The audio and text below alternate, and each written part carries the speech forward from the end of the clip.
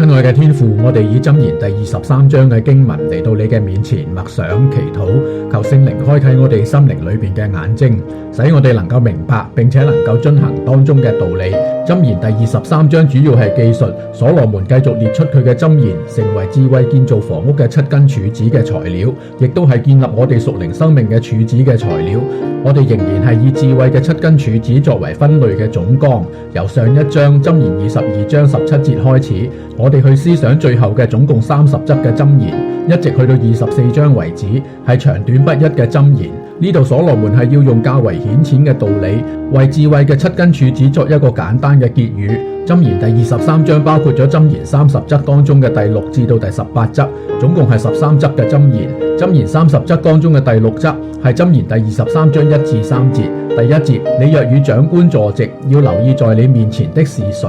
喺呢度出現咗長官呢個字眼，喺希伯來嘅原文呢個係動詞，係指到掌管管轄嘅意思，多數係指一啲部門嘅長管，或者係工頭，或者係軍官等等，亦都可以指各支派嘅領袖。呢度嘅長官有可能係指到12支派當中一啲嘅領袖，更加有可能係指當時係帶領一眾領袖嚟到羅波安面前討價還價嘅耶羅波安。佢哋係不懷好意嘅，所以如果佢哋擺設筵席，嗰個就可以算為我哋俗語所講嘅鴻門夜宴，係充滿咗危險嘅。如果喺當中露出咗自己嘅弱點，可能會失去皇位，甚至有殺身之禍。所以喺第2節嗰度嘅講法亦都唔係誇張嘅。第2節，你若是胃口大的人，就當拿刀放在喉嚨上。第3節，不可貪戀長官的美食，因為那是欺哄人的食物。呢一則嘅箴言，如果係站喺讀者羅波安嘅角度嚟講，係節制同埋放縱嘅分別，係節制嘅柱子；而佢所要面對嗰啲嘅長官嘅背景，係要面對公義同埋邪惡嘅分別，就係有關公義嘅柱子；亦都係要面對誠信同埋說謊嘅分別，係有關誠信嘅柱子。箴言30則當中嘅第7則，箴言第23章4至5節，第4節，不要勞碌求富，要有聰明來節制。第5節，你定睛在財富，它就消失，因為它必長翅膀，如鷹向天飛去。呢個係節制同埋放縱嘅分別，係節制嘅柱子。我哋仍然記得羅波安結果係聽信咗佢嘅同輩年輕嘅朋友嘅意見，佢只係着眼於勞役別人而得着更大嘅財富，佢並冇着眼於公義、謹守、慈愛、謙卑等等呢啲其他嘅核心價值。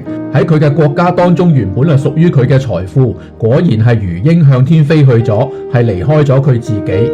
箴言30則中嘅第8則係箴言第23章6至8節。第6節，守財奴的飯你不要吃，也不要貪戀他的美味。第7節，因為他的心怎樣算計，他為人就是這樣。他雖對你說請吃請喝，他的心卻與你相背。喺呢度所羅門係非常之有智慧咁用咗一個易地而處嘅寫法。因為上一則嘅箴言，所羅門係教導羅波安唔好只係着眼於財富，意思就係唔好成為守財奴。而家佢寫出，如果佢自己去同一個守財奴食飯嘅時候，會面對一種口是心非嘅對待，嗰個結果嘅感受就係好似第8節一種作嘔嘅感覺。第8節，你所吃的那點食物必吐出來，你恭維的話語也必落空。所羅門係要羅波安易地而處，如果唔想別人因為自己而作嘔，就唔好做守財奴啦。呢度嘅口是心非係要表達出誠信與虛謊嘅分別，係誠信嘅柱子。箴言30則當中嘅第9則，箴言第23章第9節。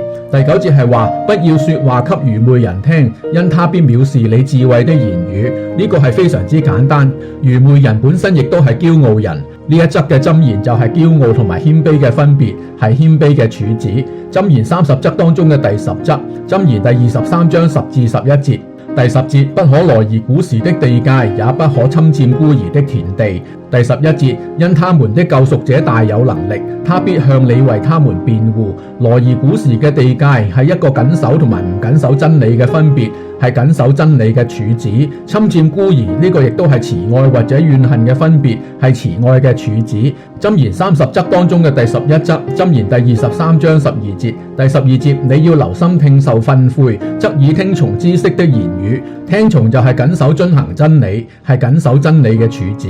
箴言30則當中嘅第12則，箴言第23章13至14節。第13節，不可不管教孩童，因為你用杖打他，他不會死。第14節，你用杖打他，就可以救他的性命免下陰間。呢個係謹守同埋唔謹守真理嘅分別，係謹守真理的柱子，亦都係節制同埋放縱嘅分別，係節制的柱子，亦都係慈愛或者怨恨嘅分別，係慈愛的柱子。箴言第30則中嘅第13則，箴言23章15至16節，第15節，我兒啊，你若心存智慧，我的心就甚歡喜。第16節，你的嘴唇若說正直話，我的心腸也必快樂。基本上呢個係謹守與不謹守真理嘅分別，係謹守真理嘅柱子。而且羅波安如果真係能夠咁樣做，佢亦都係慈愛咁對待所羅門啦，所以亦都係慈愛嘅柱子。箴言30則當中嘅第14則，箴言第23章17至18節，第17節，你的心不要羨慕罪人，卻要羨慕常常敬畏耶和華的人。第18節，因為你必有前途，你的指望也不致斷絕。基本上呢個係公義與邪惡嘅分別，係公義的柱子，亦都可以涉及謙卑同埋驕傲嘅分別，就係謙卑的柱子同埋謹守真理嘅柱子。箴言第30則當中嘅第15則，箴言第23章19至21節，19節，我兒啊，你當聽，常存智慧，好在正道上引導你的心。第20節，不可與好飲酒的人在一起，也不要跟貪吃肉的人來往。第21節，因為貪食好酒的必致貧窮，愛睡覺的必穿破爛衣服。基本上呢個就係殷勤與懶惰嘅分別，就係殷勤嘅柱子，亦都牽涉節制與放縱嘅分別，係節制嘅柱子。箴言30則當中嘅第16則，箴言第23章22至25節，第22節，你要聽從生你的父親，不可因母親年老而輕看他。23節，你當獲得真理，不可出賣，智慧訓誨和聰明也是一樣。基本上呢個係謹守與不謹守真理嘅分別，係謹守真理嘅柱子。24節，義人的父親必大大快樂，生智慧兒子的必因他歡喜。25節，願你的父母歡喜，願那生你的母親快樂。基本上能夠令父母快樂，就係對佢哋慈愛，係慈愛嘅柱子。箴言30則當中嘅第17則，箴言第23章26至28節，26節，我兒啊，要將你的心歸我，你的眼目也要喜愛我的道路。27節，妓女是深坑，外邦女子是窄井。深坑窄井都係指到無法逃脫嘅陷阱。呢度基本上係節制同埋放縱嘅分別，係節制嘅柱子。第28節，他像強盜埋伏，他使奸詐的人增多。